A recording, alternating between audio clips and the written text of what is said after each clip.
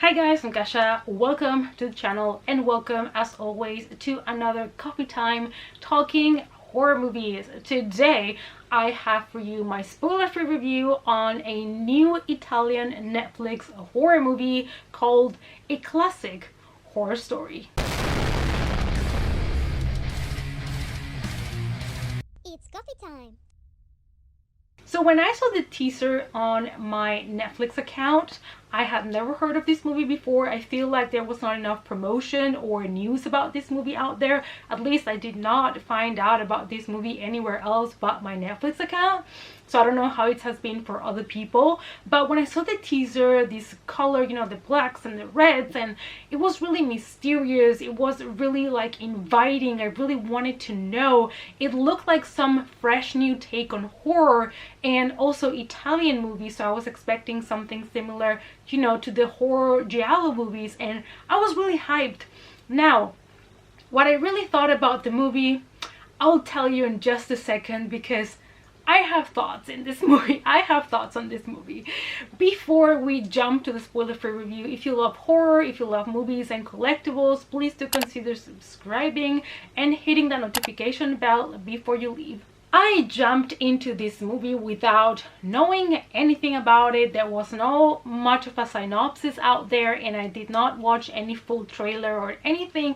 So I kind of went in there without many expectations apart from loving the aesthetics of the teaser and hoping for a new favorite horror movie. This Italian horror movie was written and directed by Roberto De Feo, and it's starring Matilda Lutz, that I really loved in Revenge. When we start our movie, we follow 5 strangers that are carpooling in a guy's RV, and they are just sharing it for getting to their destination. So it is kind of a tropey start, and the movie is gonna be that, a movie full of tropes, but we will get to that. So we have our 5 strangers that are traveling together in this RV, carpooling, when they have an accident and they crash their RV into a tree. So when they wake up after the crash, they realize that the road is gone. They are in the middle of a deep, deep forest, and there is no way out. They seem to be completely isolated. However, there is a creepy house next to them that seems to be empty. These all started to look to me too familiar. I started to see connections between Cabin in the Woods, Texas Chainsaw Massacre, Wrong Turn, even Midsommar. And when I say it started, I mean it never stopped. I have to say that I was a fan of the visuals in the movie. I'm gonna give it to them. I really love the visuals. They started by using a lettering at the beginning that is like these red big letters that remind you of old slasher movies, and there is many amazing visuals when it comes to shots in nature, the wide angles, the atmosphere that they bring you when they are in nature. Like, I really loved it visually. And I also enjoyed the soundtrack. The sounds were a little bit aggressive at times, but it has your typical kind of intense, eerie sounds that you can expect from such a movie, and they mixed that together with some Italian songs, which I thought it was a lot of fun. The visuals, like I said, were beautiful. I love the saturation. The lighting sometimes reminds you of some of those old giallo movies, but it is all an illusion. I really love the visuals, but it kind of stops at that. I have to say that they also gave us amazing set designs, costumes. Like, the movie was really well executed. It's just the plot and everything that they've recycled in order to make this movie that made it not so enjoyable for me. When it comes to the characters and the story, I appreciated that they tried to include some Italian folklore story into the plot. When it comes to the characters, it is early on when you start noticing that they are aware of the situation that they are in, and they start talking about horror movies, and you realize soon that this movie is gonna be meta. But I think at some point they pushed it too hard and it ended up being a disadvantage for the movie. It didn't work. It felt kind of like a mashup of a lot of horror movies. You're going to see so many things from other movies, so many elements from other movies, and the problem is that it didn't feel like they took some elements and you kind of just enjoy them as a horror fan and they turn it into something fresh. I didn't feel like this movie was original, and I think that was a problem that I had with it. And when it comes to the tone of the movie, this movie is supposed to be a lot more serious than Cabin in the Woods, because Cabin in the Woods is a movie that is meta, but it is done in a way that is just so much fun, and I feel like that was not the case here in this movie. But as a horror fan, I have to admit, I of course loved to see elements from so many horror movies combined together into one.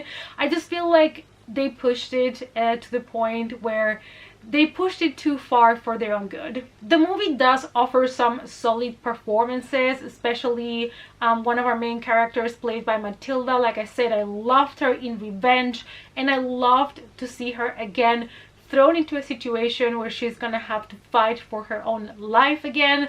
However, I feel like the mix of so many different horror movies, and they were trying to do so many things at once, and I think that's actually what didn't work for me, because the movie ended up being something that didn't know exactly what it wanted to be. When it comes to the horror and the gore, I was a little bit disappointed because there's a lot of things that happen that are promising, you know, that could be really cool, but most of those things happen off camera, so you can hear it but you cannot see it, and that is really frustrating when you're watching a horror movie that has such a strong teaser, and that kind of with that teaser gave you the idea that this was going to be a really intense, disturbing, gory movie, and that is not exactly what you got. Like, it's really frustrating when you're about to see something happen and then it happens off camera. The first 2/3 of the movie were really a slow burner.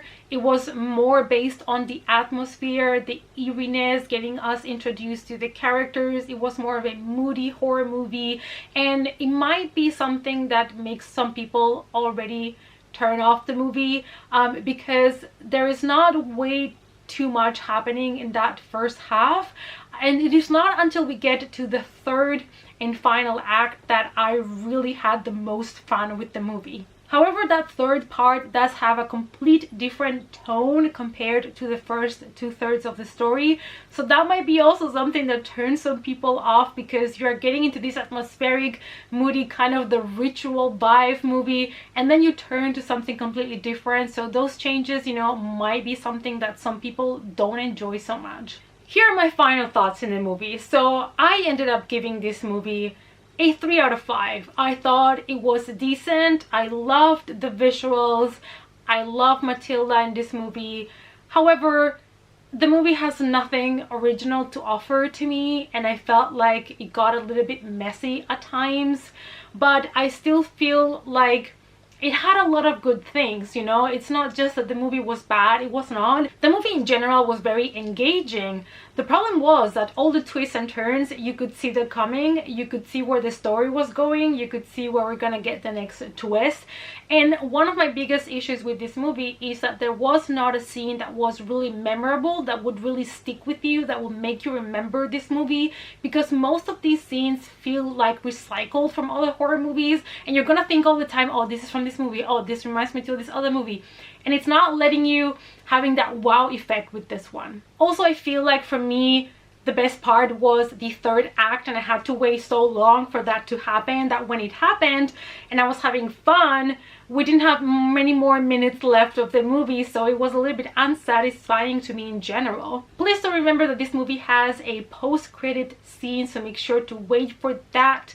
And you know, I didn't hate the movie, but I also didn't love it, so I feel like if you would like to give it a try, give it a go. It's on Netflix, so you don't have to go to the cinema or pay extra for it, but don't expect something like extremely original. Alright guys, I hope you enjoyed this short spoiler-free review. Let me know down below if you watched the movie, what you thought of it. And yeah, thank you so much as always, you guys, for your support, for watching. Please give the video a big thumbs up, and I hope to see you all as always in our next coffee time. Bye.